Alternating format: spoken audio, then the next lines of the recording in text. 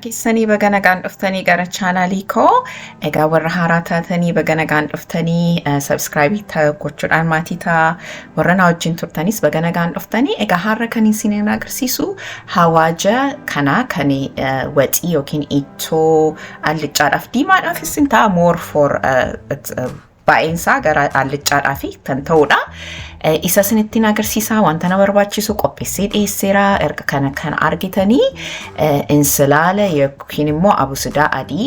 nacc azmud isa qopheesseen qaba miicceetanii irraa xuriisaa irraa funaanee argaa jirtu akkasumas zijinbila akkasirraa soofee murmureen qaba akkasumas qullubbii adii isas qoncisee murmureetanii nan qopheesseen qaba egaa maalan godha nan gogsaa isa hunduma isa jiidhaasaa nan gogsaa amma gogutti nan eegaa aduudhaanis yookiin immoo maashiniidhaanis yookiin immoo ovenii keessanii ho'ina isaa gadi hir'isanii akkasis gogsuun dandeessu egaa ani maashiniidhaanii dehydrateradhaanii nan gogsee ergan gogsee booddee immoo xinnoo ishee ibidda irratti akkas nan ammaca qamamiin yookiin hawaajni akkas akka ammacamu fooliin isaa baay'ee ba'a kanaaf xinnoo ishee nan ammaca baay'ees miti tanaama heelee koo ho'iseetanii xinnoo mashina nammaca erga nammacee booddee moo wala garra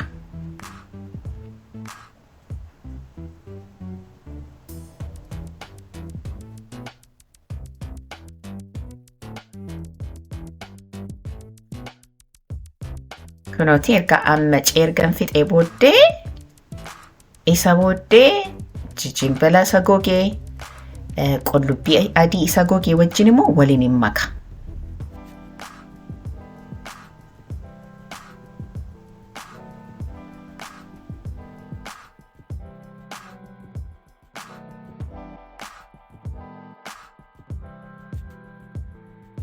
akkasumas qullubbiidhaa wajjinis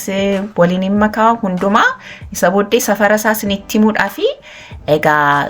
hawaaja nacc azmudii yookiin immoo abusuda adii yookiin insilaala sana kubbaayyaa walakkaan godhe inni baay'achuu qaba akkasumas immoo qullubbii adii fi jijinbila tokko isaanii 1/4 cup godhe egaa insilaala yookiin immoo abusuda adiini baay'achuu qaba jechuudha. So isa harka tokko yoo gootanii jijinbila adii fi jijinbilaa fi qullubbii adii harka walakkaa gootu jechuudha. Isa booddee maal gootu egaa ani kan itti qamamittiin daaku maashiniin qaba kargitanitti ishee meeshaa bunatti daakanii ishee kanaan yeroo hundumaa hawaaja duwwaadhaa fi qamamii duwwaadhaaf ittiin fayyadama achi keessa godheetanii nan daakaa jechuudha sirrumatti.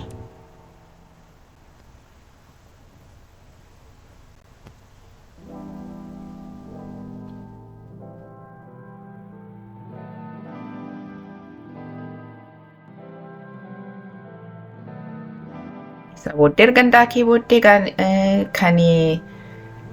itun daakamiin kan darbe yoo jiraate kunooti akkas gingilchaarra godheetanii nan qulqulleessaa isa booddee kan sirriitti hin daakamne immoo deebisee nan daakaa.